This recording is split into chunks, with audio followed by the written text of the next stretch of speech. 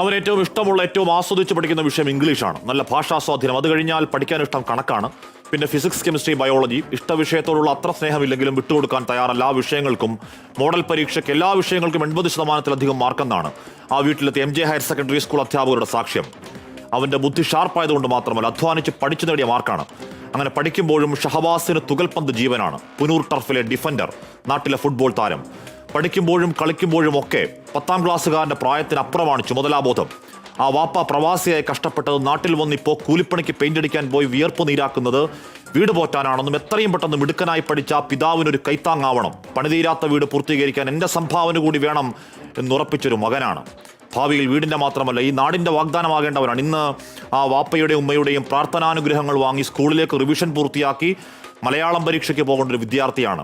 ഇന്നലെയാണ് റമദാൻ്റെ 1ാമത്തെ നോമ്പ്. അത് പൂർത്തിയാക്കി പ്രിയപ്പെട്ട മകൻ്റെ പരീക്ഷാ വിജയത്തിനടക്കം പ്രാർത്ഥിക്കേണ്ട ഒരു ഉമ്മയും വാപ്പയും. മൂത്ത മകൻ പൊന്നോമന ആ കിടവൂരിലെ പള്ളിക്കാട്ടിൽ ആറടിത്താഴ്ചയിൽ ഒറ്റയ്ക്കാണല്ലോ പടച്ചവനെ എന്ന് നീറി അകാലത്തിൽ പുത്രദുഃഖത്തിലേക്ക് വലിച്ചെറിഞ്ഞ കൊടും കുറ്റവാളികൾ ഇന്ന് പോലീസ് സുരക്ഷയിൽ ആദ്യ പരീക്ഷ പൂർത്തിയാക്കിയതും കണ്ടതാണ് കേരളം. സ്വാഭാവികമാണ് ധാർമ്മിക രോഷം, പക്ഷേ അതാണ് രാജ്യത്തിന് നിയമം. കുറ്റവാളിക്കൂട്ടത്തിന് പരീക്ഷ എഴുതാനുള്ള അവകാശങ്ങളെ പറ്റിയുള്ള കാണ്ടം സൈബർ ക്യാപ്സുകൾ പറക്കുന്നുണ്ടെങ്കിലും ആ ചട്ടവും നിയമവും എന്താണെങ്കിലും മകന് മയ്യത്ത് നിസ്കരിക്കേണ്ടി വന്ന ഒരു അങ്ങേയറ്റം നിസ്സഹായനായ അച്ഛന് വേണ്ടി ശബ്ദമുയർത്തിയ സംഘടനകൾക്ക്, അതിൻ്റെ നേതൃത്വങ്ങൾക്ക് ഹൃദയാഭിവാദ്യങ്ങൾ. കേരളമേ, ഈ മാരക മരുന്നുകൾ വലിച്ചു കയറ്റി നെഞ്ചക്കും മാരകായുധങ്ങളുമായി ആർത്തലയ്ക്കുന്ന ഭ്രാന്തൻ കൂട്ടത്തിന് കുത്തിക്കീർത്തിന്നാൻ ഞങ്ങൾക്കിനി മക്കളില്ല എന്ന ആർജവത്തോടെ മുന്നോട്ടിറങ്ങേണ്ട ഒരു കറുത്ത കാലമാണ്. കെട്ടകാലത്തിൻ്റെ ആധികളിൽ നിന്ന് നാടിൻ്റെ സഭയിലും കേട്ടു കേരളം. അതിലെ വാക്പോരും രാഷ്ട്രീയവും പോട്ടെ, കഞ്ചാവും കടന്ന് MDMAയും LSDയും കടന്ന് കെറ്റമനും GHPയും അടക്കം പേരറിയാത്ത അത്യാധുനിക ലഹരികൾക്ക് ഡാർക്ക് വെബ് ഒരു നരകം വാതുറക്കുന്ന കാലത്ത് 4ാം ക്ലാസ്സിൽ പഠിക്കുന്ന കുഞ്ഞുങ്ങൾക്ക് വരെ മുട്ടായി മധുരത്തിൽ വിഷം കൊടുത്ത് വശീകരിക്കുന്ന മുടിഞ്ഞവന്മാരുടെ മാഫിയ കാലത്ത് ഈ നടപടി പോരാ.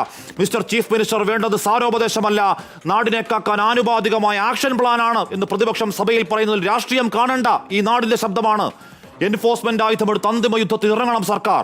മക്കളെ കാക്കാൻ ഒരു വൻമതിൽ തീർക്കാൻ കൈകോർക്കണം. നമ്മൾ മനുഷ്യത്വം മരവിച്ചു മരിക്കാത്ത മനുഷ്യർ. മിണ്ടാതിരിക്കുന്നവർ, മൗനം കൊണ്ട് പിന്തുണയ്ക്കുന്നവർ, രാഷ്ട്രീയ ന്യായം ചമയ്ക്കുന്നവർ, ഈ നാടിനെ കഴിവേറ്റാൻ ആ നാർക്കോസ് തെമ്മാടിക്കൂട്ടത്തിന് ദാസ്യപ്പണി ചെയ്യുന്ന കങ്കാണിപ്പട. പ്രിയ പ്രേക്ഷകർക്ക് എൻകൗണ്ടർ